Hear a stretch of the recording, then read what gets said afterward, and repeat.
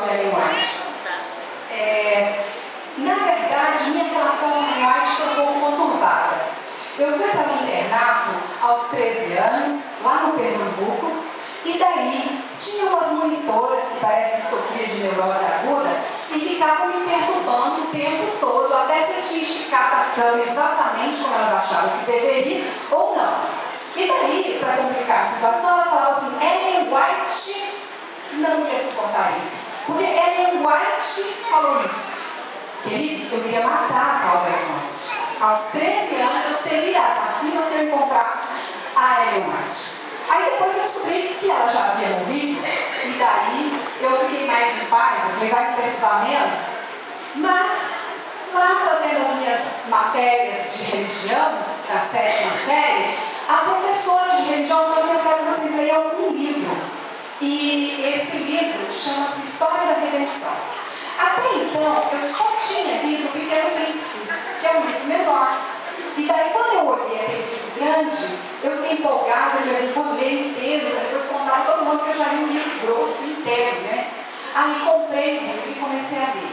Nas primeiras páginas eu fiquei encantada com aquela mensagem lindíssima. E eu li aquele livro rapidamente.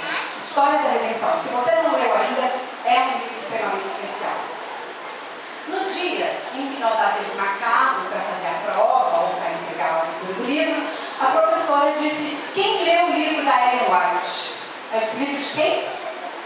Se eu soubesse que era da Ellen White, eu nem tinha lido. Pode acreditar que eu não teria lido.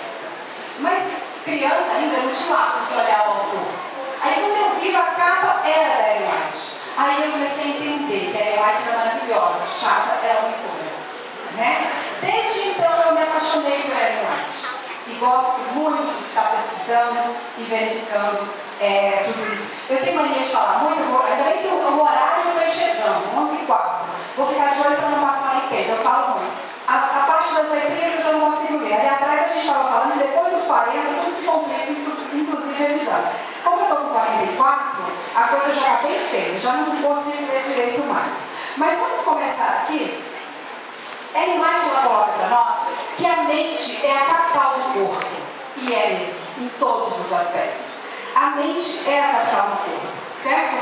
É aí que fica todo o comando, tanto do nosso comportamento, do nosso pensamento, do funcionamento do organismo, tá ok? Então nós precisamos ter uma atenção toda especial a essa questão.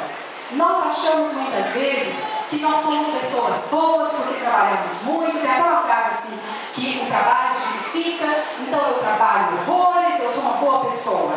Mas até por trabalhar muito a gente pode estar pecando, né? Então o que nós precisamos ter sabedoria é cuidar da nossa saúde, principalmente neste aspecto, né? E nós vamos ver aqui o que a Ellen White traz para nós a respeito disso. Tem uma frase de um autor que eu gosto muito, um filósofo chamado Jean-Paul Sartre. E ele diz assim: o importante não é o que fazem do ser humano, mas o que ele faz daquilo que fizeram dele, Então veja que há também ali o que você vai fazer com tudo isso que você tem até aqui, né? O que você vivenciou. Tem pessoas que têm mania, né? Porque eu nasci assim, eu sempre fui assim, eu sou assim, né? Eu sou agressivo mesmo, eu sempre fui agressivo e vou morrer agressivo. Não é isso. Tá? É o que você vai fazer com o que fizeram de você, que atitude você vai tomar daqui para frente para esse crescimento, para essa tentativa de crescimento. Então, como cristãos, o nosso papel é sim ser um bom trabalhador, é cumprir com tudo que nós precisamos, mas como cristãos nós também devemos buscar o nosso crescimento, a nossa saúde psíquica, devemos buscar um comportamento ideal, e esse comportamento ideal irá nos beneficiar e irá beneficiar as outras pessoas que estão ao nosso redor. Por isso é importante parar para pensar quem somos e onde queremos chegar e quem queremos ser, certo? Vamos ver se eu consigo aqui. Para cima. Para cima? Eu acho que é lá contigo.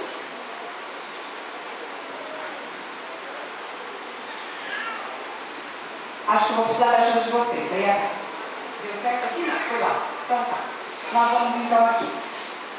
Provérbios 4:23 tem um versículo que diz assim: Acima de tudo, meu filho, tome muito cuidado com as suas emoções, porque elas afetam toda a sua vida.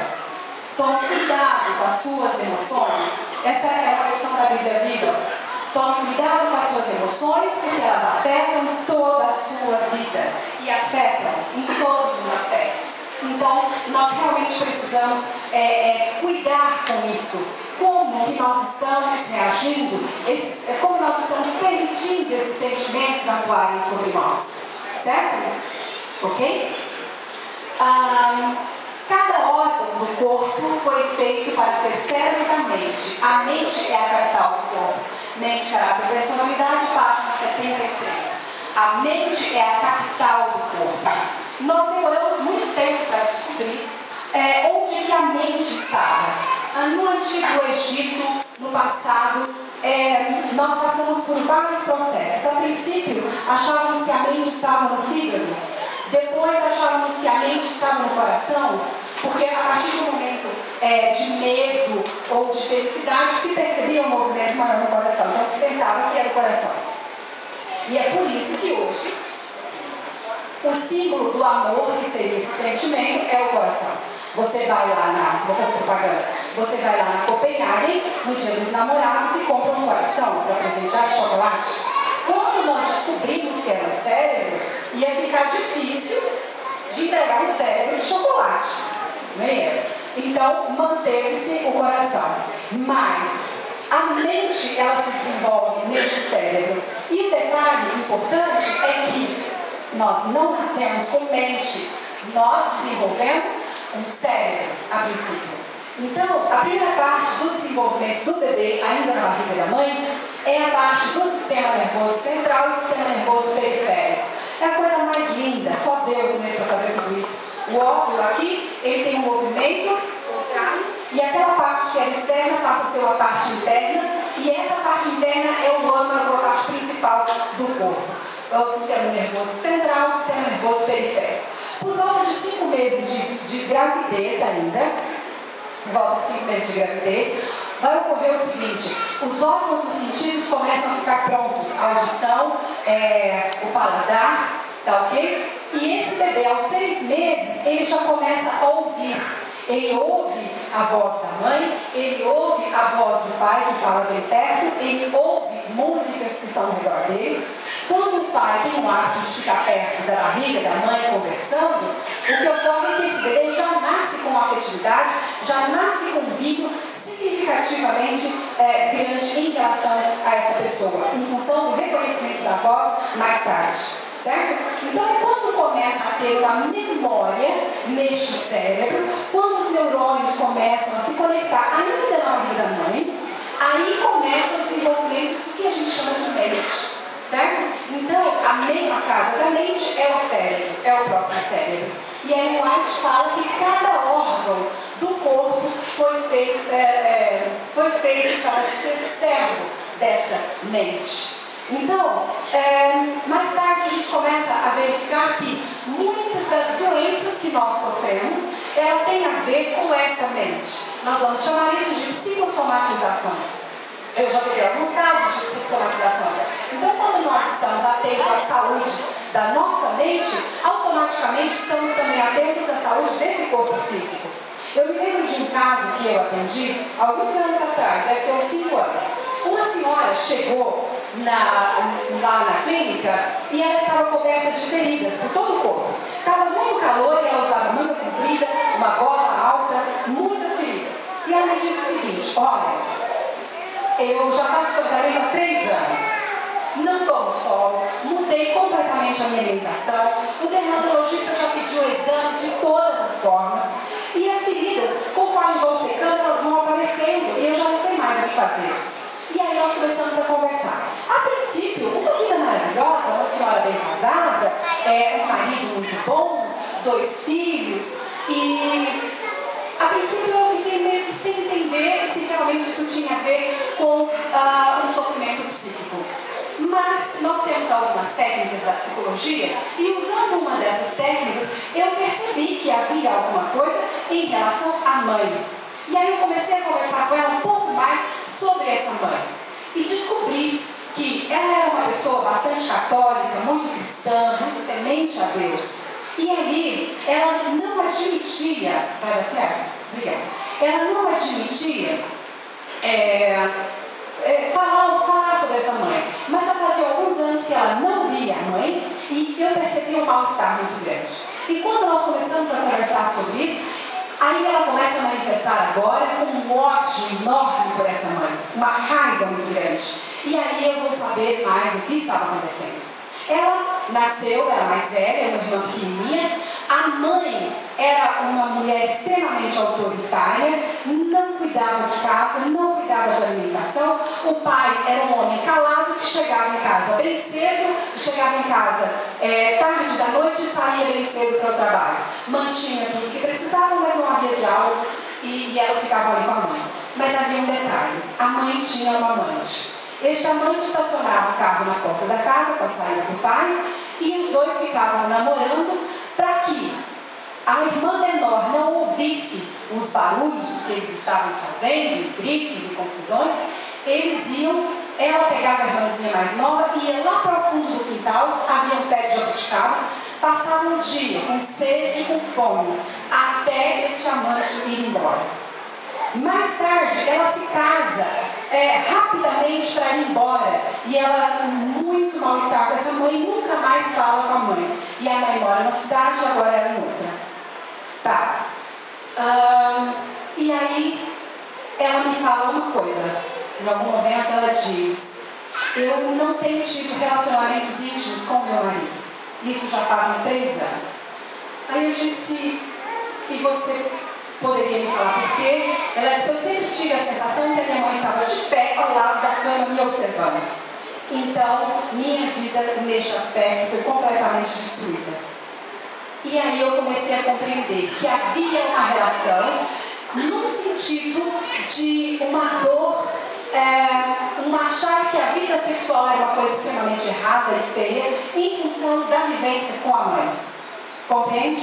Aí nós começamos a trabalhar com ela este aspecto. Mas havia a necessidade do perdão dessa mãe, que era um conflito enorme. E daí, começamos agora a conversar sobre a vida dessa mãe. E aí eu descobri uma coisa terrível.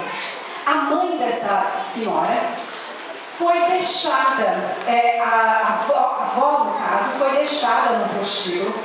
Ela, ainda adolescente, engravidou do que seria a mãe dela. Ela cresceu no prostíbulo e, vendo tudo o que acontecia, foi vendida para uma pessoa, e se casou com essa pessoa mais tarde. A vida, ela só tinha assistido horrores, não tinha nenhuma informação, nenhuma formação que desse estrutura para que ela pudesse ter uma família mais tarde. Aí, nesse momento, a gente começou a trabalhar o perdão por essa mãe, por saber todo o sofrimento. Ela não teve família, ela se desenvolveu no prostíbulo. Ela casa com a pessoa que compra ali naquele prostíbulo. Então, mais tarde, ela consegue agora perdoar essa mãe. E foi com muito choro, muito angústia. Eu viajei uns 15 dias. Quando eu voltei, a nova consulta, ela já estava com uma blusinha, os braços de fora. O corpo estava coberto de feridas secas, muitas cascas, mas nenhuma ferida nova. E aí a gente começa a entender que toda aquela angústia da mente estava sendo jogada no corpo. Começa como se quisesse matar esse corpo, certo? Nesse momento que ela chega, e então, eu digo: mas eu estou super feliz porque você não tem feridas. E daí ela riu de uma forma muito simples. Ela disse assim: não tenho mais feridas, e usou um vocabulário que estou nhanhando com o marido. Ou seja, ela volta a uma atividade normal de um casal.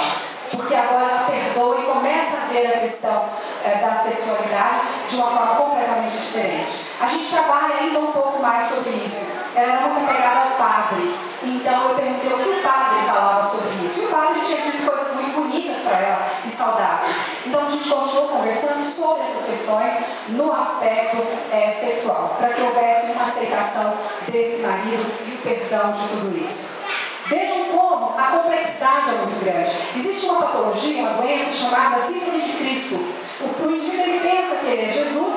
E daí ele começa uma ferida na mão, literalmente. E ele não coloca nenhum objeto para ferir. É a própria mente quem faz isso. Nossa mente ela não tem nenhum poder externo, mas sobre o nosso corpo, no aspecto de destruição de célula, ou ela oferece uma influência muito grande. Certo?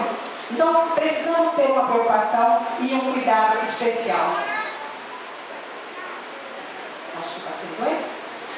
É a mente que adora a Deus e nos põe em contato com os seres celestiais. Essa parte eu acho de extrema importância. É como se você tivesse o seu celular, né? E você tem o fio para poder carregar a bateria, para colocar ela na tomada. Aí você coloca na tomada. E você pode deixar ele lá na tomada 24 horas. Mas se esse fio estiver rompido, não há conexão. Compreende? Então, a nossa mente é o local, é esse espaço dessa conexão direta com Deus. Por isso nós precisamos tomar muito cuidado com o desenvolvimento de algum comportamento ou até de alguma doença, porque isso irá nos prejudicar de forma direta na relação com Deus. Por exemplo, vou dar um exemplo para vocês aqui, e às vezes na educação a gente faz isso. Eu estava na praia, às vezes eu vou para a praia, passo o final de semana para dar uma descansada, e eu estava sentada tomando café da manhã, e eu com as maminhas, fico escutando, os outros falam ao meu redor, estava lá sentadinha, comendo meu mamão, e daí uma mãe cristã, família parecia gente boa, senta lá com um filhinho de uns 3 anos de idade e começa a encher o prato da criança de mamão. E eu olhei e vi essa criança comer todo esse mamão, tá bom. Aí estou comendo. Daqui a pouco a criança fala assim: mãe, não quero mais. Super bem intencionada, ela vira para essa criança e diz assim: come tudo, senão Jesus vai ficar triste com você. Olha o nível da neurose. Jesus tem culpa de uma coisa dessa? Pensa. Quase que eu virei para ela, mas eu não posso me intrometer na vida dos outros. Moça, você quer ser chata? Seja, mas deixe Jesus em paz, por favor. Ele não tem nada a ver com isso. Então, são todas essas questões que nos fazem ter pensamentos errados sobre Deus. Às vezes, os sintomas de alguma doença, depressão, por exemplo, a gente não vê sentido de vida quando estamos em uma depressão, e isso nos impede de enxergar realmente quem é Deus também. Por isso, nós precisamos tomar todos esses cuidados. Agora, vejam.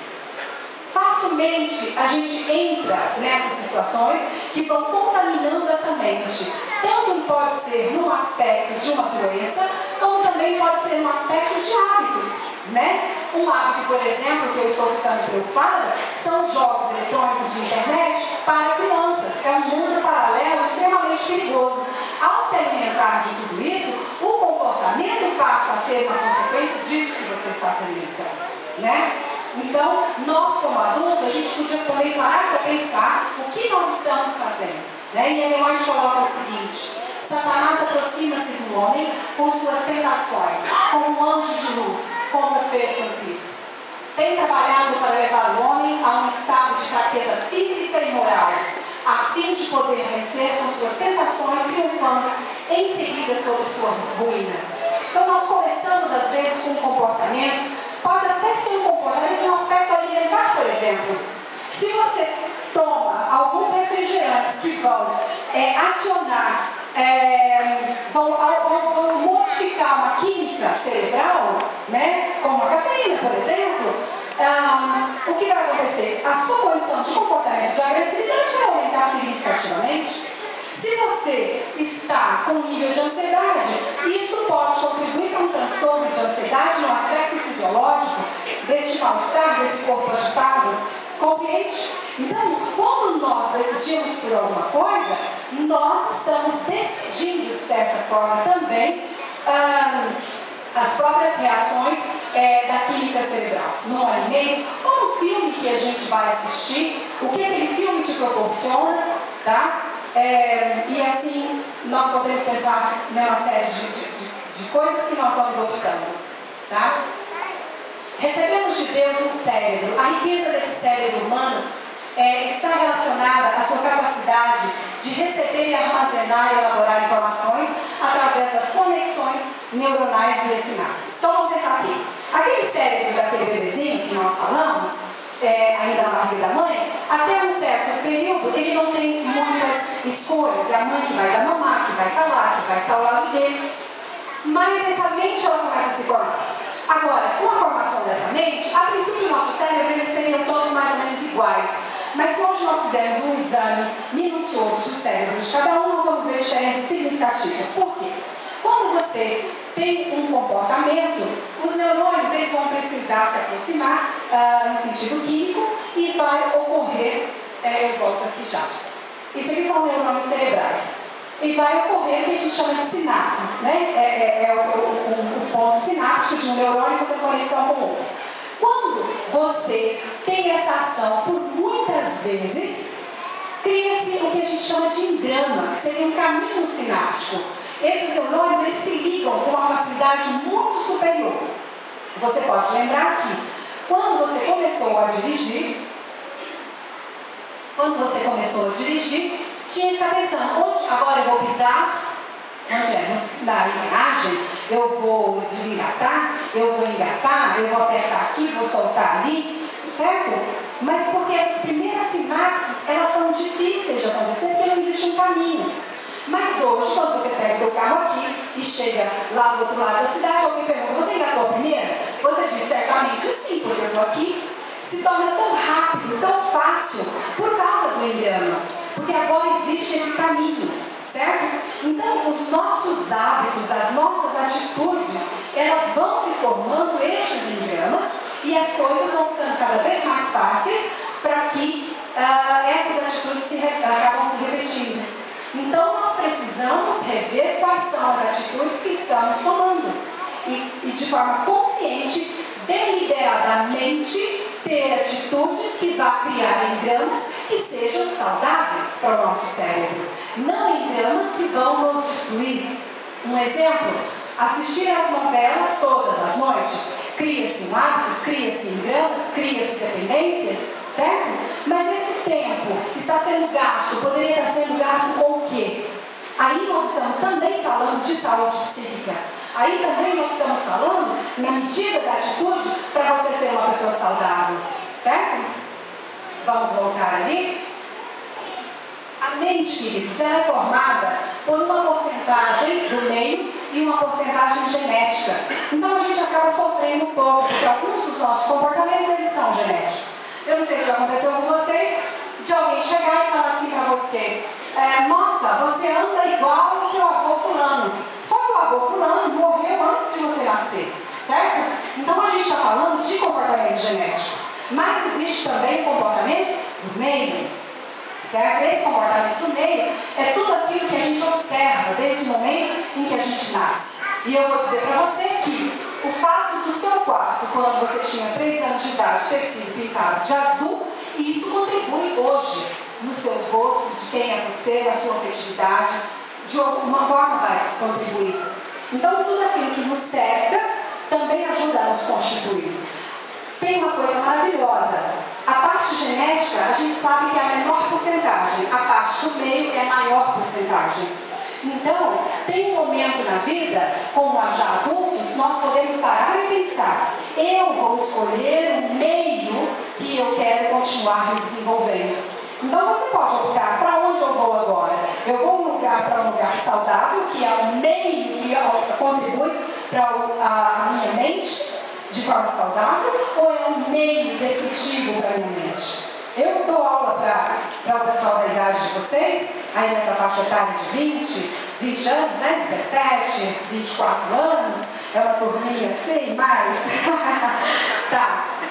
Então, essa é uma fase, meus queridos, que precisa escolher muito o meio que você deseja ser inserido, porque neste meio, você achando que sim ou que não, ele vai contribuir sim para as suas atitudes e para quem é você, para a formação dessa mente, tá? Então eu gosto de pensar assim, a gente pode passar por uma série de coisas na vida, mas tem uma hora que a gente tem que levantar a cabeça, pegar a rédea da vida nas mãos e falar, agora eu vou ser o que eu realmente admiro. Mas isso não vai acontecer assim, como é colocado nos livros de autoajuda. Amanhã de manhã eu vou levantar e serei uma nova pessoa. Não. Isso é uma busca diária, é um passinho após o outro. Por quê? Porque tem a questão dos engramas. Para um engrama positivo, vamos pensar assim, ser desenvolvido, eu preciso destruir um engrama negativo. E como o outro caminho está fácil, é mais fácil eu fazer o errado que estava antes. Concorda? Então, é a hora que a gente deseja fazer coisas que nos constroem, não coisas que nos destroem. Tá? Os engramas aqui, um exemplo, que é uma conexão muito direta. Para a gente pensar no engrama, vamos pensar assim. Você pode trilhar o caminho numa mata em que está tudo fechado. Então você sai com um facão pela primeira vez que você atravessa a mata. É a primeira vez que você tem uma atitude sobre alguma coisa. Ela é pesada, ela é dura. Engrama é quando já existe um caminho perfeito, lindo, que você vai tranquilamente andando. Certo? Então o cérebro, ele funciona assim. Tá? A família, meus queridos, contribui de forma muito direta para essa saúde psíquica, para essa mente bem formada. Então, nós precisamos estar muito atentos a isso. E não só atentos nessa questão de querer fazer o bem, mas de estudar, de buscar para fazer o correto. Aquela mãe que estava mandando o filho comer mamão, ela estava bem intencionada? Estava. Comer mamão é ótimo, falar sobre Jesus é ótimo, mas daqui a falar de Jesus vai ficar triste pelo mamão. Compreenderam? Por isso é que nós temos que nos informar, por isso que a gente precisa estudar, tentar crescer, para tomar as atitudes corretas com aquelas pessoas que estão ao nosso redor. Tá?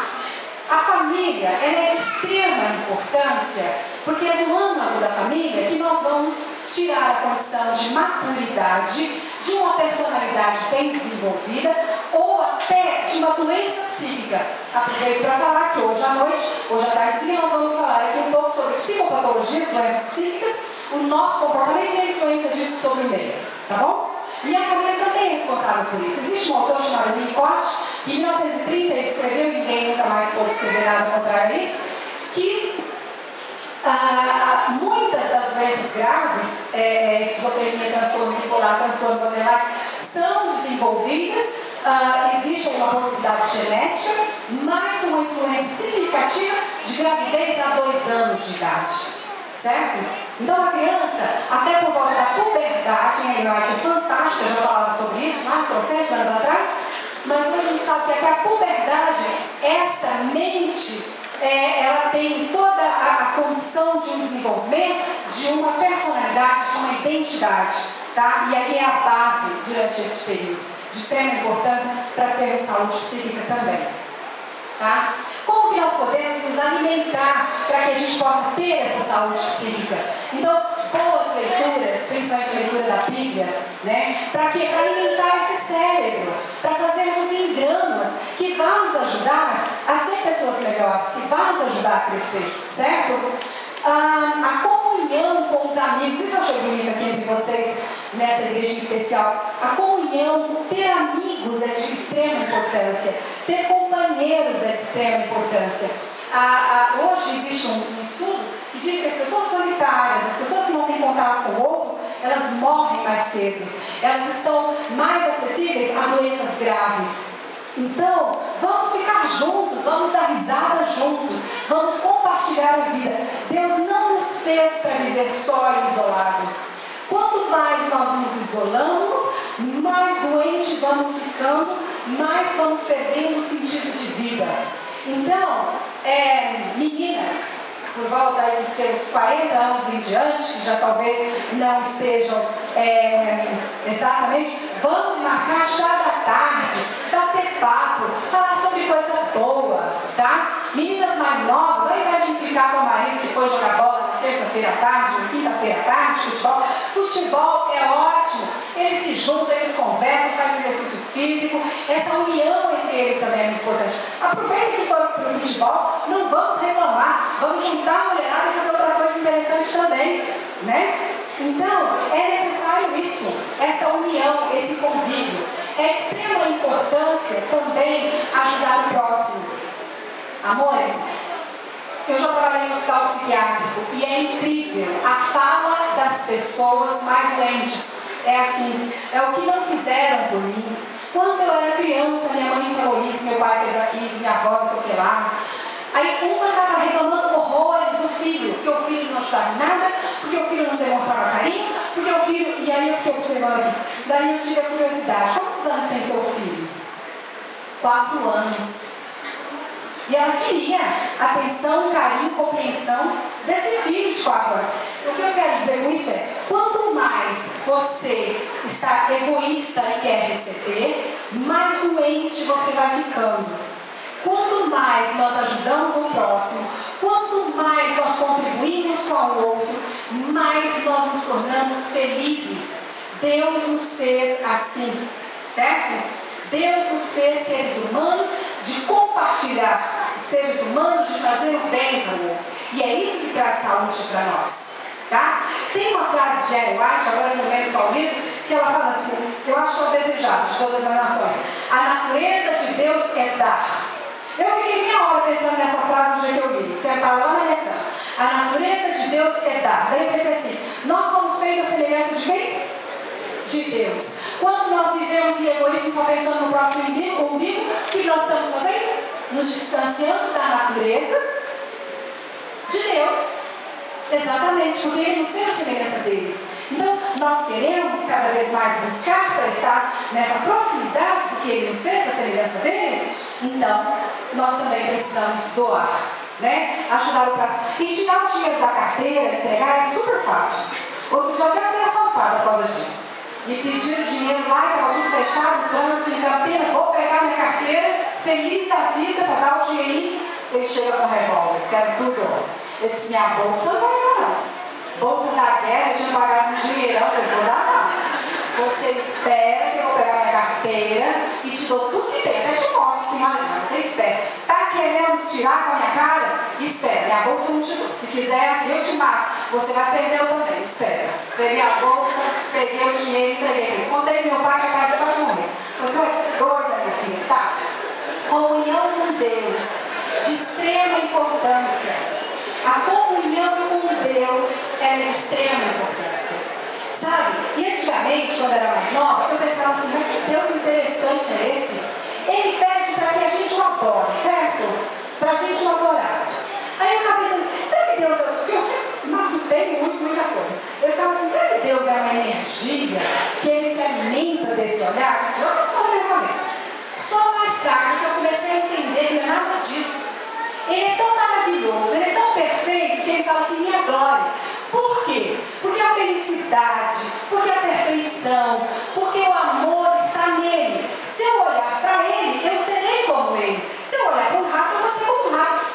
Isso está até no livro, né, da Casa Comunicadora. Eu preciso olhar. Então, quando ele me pede para adorá-lo, não é para ele não, ele não precisa de mim. É para que eu cresça. Olha que coisa mais linda.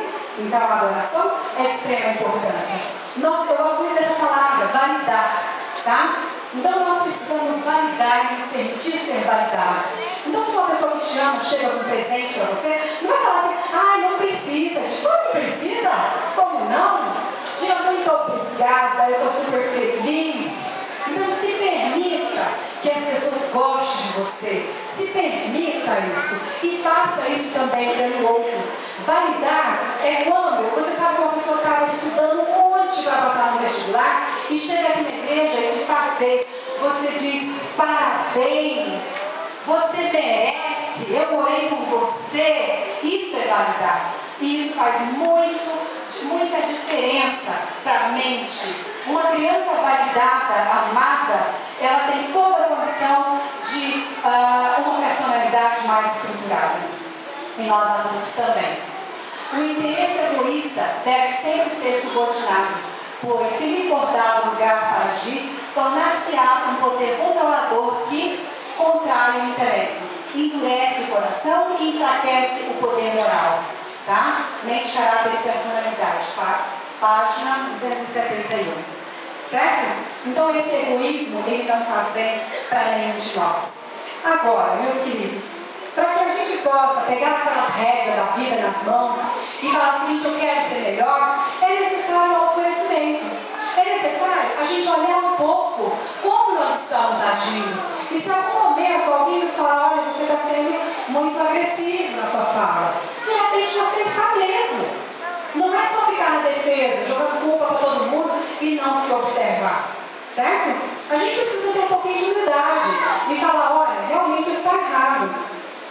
gente procurar crescer. Então é necessário o autoconhecimento.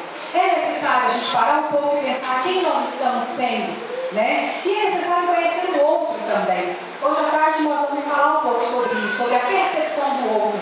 E dentro da questão das psicopatologias, a questão também do perdão, tá? Então, quando a gente entende um pouco mais do ser humano e entende mais o porquê que o outro agiu daquela forma, nós vamos ser muito mais pacientes, vamos conseguir ser pessoas melhores, tá?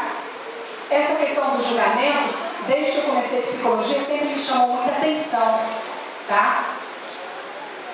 No Desejado de Todas as Nações, página 568, tem uma parte linda, no momento em que Maria coloca lá o perfume, seca, então ela diz assim, as pessoas que estavam ali ao redor pensaram assim, bom, ele não é Deus, porque se ele fosse Deus, ele ia deixar essa mulherzinha botar a mão nele, né? Isso era o pensamento que estava ali ao redor daquelas pessoas. E, no entanto, ela diz assim, Maria fora considerada grande pecadora, mas Cristo sabia as circunstâncias que lhe tinham moldado a vida. A parte que me chama a atenção é as circunstâncias que lhe tinham moldado a vida. Então agora eu te pergunto, quais são as circunstâncias que moldou sua vida? Então eu posso ter duas pessoas fazendo a mesma ação. Uma tem toda a lógica de ter aquela ação, enquanto que a outra não. E eu não posso julgar porque eu não sei as circunstâncias que moldou a sua vida, certo? Então eu acho essa uma das partes mais interessantes no que diz respeito à psicologia, a questão do respeito pelo outro, tá ok? Surpresas que a vida nos reserva, nem tudo na vida é perfeito. Uma coisa eu fui me conscientizando, de que nós estamos nesse planeta e estamos sujeitos a qualquer coisa.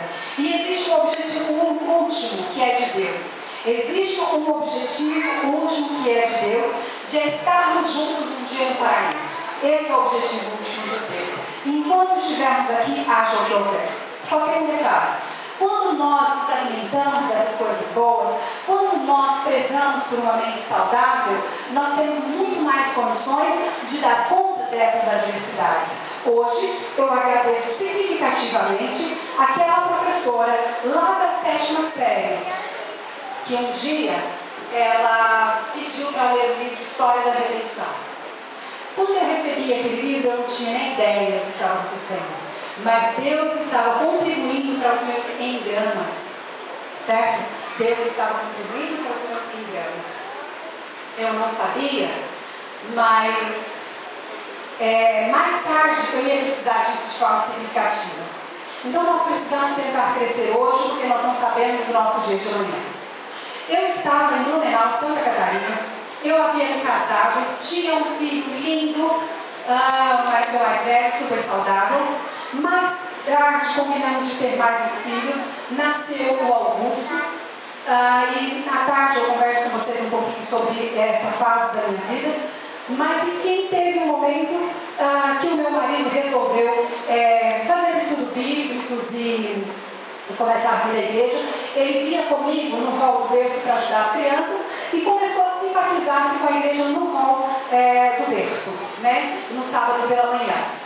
E daí eu estava em casa, ele havia pego férias e ele foi embora ele tirou férias e veio aqui para a Unasp porque ele queria conhecer uma escola, uma faculdade adventista.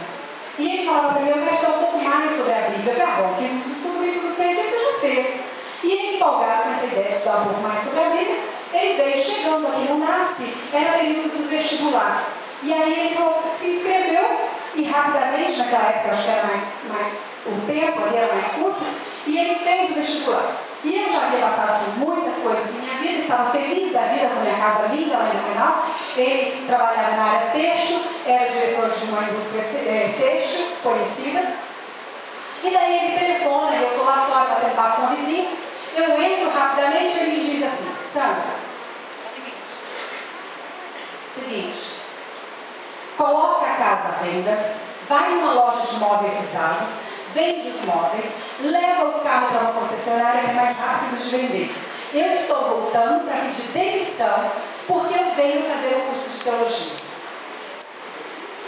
Pô, eu já passei fome na minha infância, Agora eu tinha, era o meu cartão de crédito, eu tinha um talão de cheque para comprar todos os sapatos que eu queria. Agora meu marido me fala uma coisa dessa, e era ele que botava esse dinheiro dentro de casa, e vem falar de teologia, eu conhecia muito bem a internet, sei que a coisa é dura. Desestruturei, gelei. Eu queria que ele fosse crente, mas não precisava tanto. Né? A gente precisava exagerar. Né? Aí fui na caixinha da promessa que estava em cima da minha estante e tirei o versículo, e esse mesmo versículo mesmo está colado aqui. Eu tenho mania de colar versículo na minha Bíblia, como se já não tivesse tantos lá dentro. Mas aqui, esse mesmo versículo está aqui, que eu tirei. Eis que envia um anjo diante de ti para que te guarde neste caminho. Êxodo 23, 20. Quando eu li, eu falei, tá combinado, vamos embora. Né? E aí fiz o que ele pediu, ele veio, pediu demissão, toda a fábrica, a pessoa que tinha ficado doido, veio falar comigo, seu marido enlouqueceu. Bota o juízo na cabeça dele. Me coloca lá no caminhão e vem embora com poucas coisas para o Nasce de engenheiro. Ele faz teologia, se torna um pastor. E eu, nesse período, a gente retorna. Eu fiz faculdade de pedagogia nesse período, junto com a minha amiga Tina, que está ali, que veio comigo.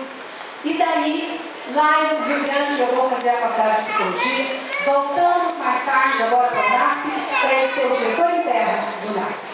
E eu trabalhando em clínicas em Campinas. Chego um dia na clínica, bem cedo. E uma amiga disse, Sandra, tem um CD que eu quero que você veja. E daí eu disse, tá, eu vejo. Não, mas você tem que ver logo. Tá bom, eu vejo. Traga você, não, passa lá em casa hoje, na hora do almoço, quando você já ir embora, e pega esse. Tá bom. Passei na casa dela, sem entender a insistência, peguei um DVD. Aí, quando eu chego em casa por volta de 4h30 da tarde, quando eu abri a porta, meu notebook aberto, lá na mesa, eu já vou ver esse DVD mesmo, porque depois ela vai cobrar e eu vou ficar com cara, eu não vi, eu já vejo uma vez, já põe na bolsa para devolver, resolve. Aí, começa a ver o DVD, era sobre a morte. Era um neurocientista falando que o nosso cérebro ele tem capacidade de perceber a morte iminente. Então, quando ela começa a acontecer, os neurônios eles vão injetar uma química cerebral tão forte, tão grande, que nós teremos uma sensação de amor profundo, de paz profunda. E como o nosso cérebro ele funciona com química e também se torna eletricidade, há até a sensação de luz, uma luz muito grande, e muita paz, muita alegria, muito amor. E é nessa condição que ocorre a morte. Quando ele me falou isso, eu fiquei super feliz, porque eu pensei as pessoas que morrem, e uma pessoa que eu havia perdido, eu estava ainda sofrendo, eu disse, não sofreu então. Quando eu terminei de falar isso, minha sobrinha entrou, eu disse, Thalita, olha que coisa maravilhosa, Deus nos fez assim. Aí ela brincou, falou, tia, nem assim, nem para ser feliz, me deixa viver. Meu telefone tocou, e eu atendi. Professora Sandra, pastor Paulo desmaiou e estamos levando para o hospital. Aí eu chamei meu filho, vamos entrar no carro, vamos correndo para o hospital, seu pai saiu. Quando eu entrei no carro, eu comecei a correr. E no caminho meu filho disse, mãe, não precisa correr tanto. Eu falei, precisa, filho. O seu pai não desmaiaria. Ele tem uma excelente alimentação, ele faz exercício físico, o seu pai não desmaiaria. Cheguei no hospital correndo, bati com o meu braço na porta da emergência. E no caminho eu vinha pensando, houve um infarto. Infarto, 45 anos. Mal. Quando eu bati, lá estava ele estendido, 8, 9 médicos tentando ressuscitar. Eu voltei de costas, sentei, comecei a vomitar, e eu disse, filho, fazer vômitos, eu tenho essa mania. Quando uma coisa não está boa, eu começo a fazer vômito. Falei, filho, nós vamos perder o papai. Quando eu levantei minha cabeça, todos os médicos estavam vindo ao meu encontro. Nessa hora eu pensei, por que deixaram ele sozinho? Que já não há mais o que fazer. Nessa hora eu caí no chão, vomitando, me aplicaram medicação e fui para a cama. Meu filho teve uma convulsão, cuidando dos dois. E naquela angústia gigantesca que eu estava vivendo, eu perguntava para Deus por que isso. E me veio imediatamente, não uma voz, uma informação que invadia a minha mente. Lembra do CD, do DVD? Eu só queria te dizer que não haveria sofrimento. E se eu te dei o DVD às 4 horas da tarde, é porque eu sabia o que ia acontecer às 6. E se eu permitir, é porque é para o seu bem, é para o bem dele. Se eu permitir, é porque eu quero encontrar vocês na Nova Jerusalém. Se eu permitir, é porque eu estava cuidando de tudo o tempo todo. Somente esse pensamento me deu um alívio gigante. Somente com esse pensamento eu consegui me levantar de novo e saber que o mundo estava acabando, mas o meu Deus estava no comando. Aquela noite foi muito difícil, não haviam aviões, nós tínhamos um trato de ser enterrado, o primeiro que morresse, o outro enterraria em Blumenau, Santa Catarina. E mais tarde, à tarde eu conto o porquê desse trato. E daí eu tive que ir no carro, a van atrás, com o caixão, a noite inteira, de São Paulo até Blumenau, para ele ser velado e enterrado no outro dia. E nesse trajeto, só me passava este DVD. Só me passava o carinho que Deus tem comigo. Só me passava que Ele estava no comando. E daí, eu mandei fazer uma pedra de mármore lá no cemitério. E mandei escrever assim: uma vida nunca é curta quando se cumpre o plano de Deus. Eu não sei porquê desse trajeto e dessa morte tão precoce. Mas o que eu quero falar é que a vida é cheia de surpresas. E eu agradeço a Deus por aquele livro, História da Redenção, que eu li e esse livro começou a compor a minha mente. E hoje, por causa daquele livro e de muitas outras coisas, eu passei a ter a certeza que haja o que houver, Deus é Deus e Ele tem um propósito último, que é estar com todos nós um dia na Nova Jerusalém. Mas para entender isso, nós precisamos estar com uma mente saudável, uma conexão com o Pai. Porque, no contrário, este mundo ele só nos oferece sofrimentos. Não há ilusão, só nos oferece sofrimentos. E agora eu gostaria de convidar os nossos queridos lá da Lapa, que possam apresentar para nós em nível especial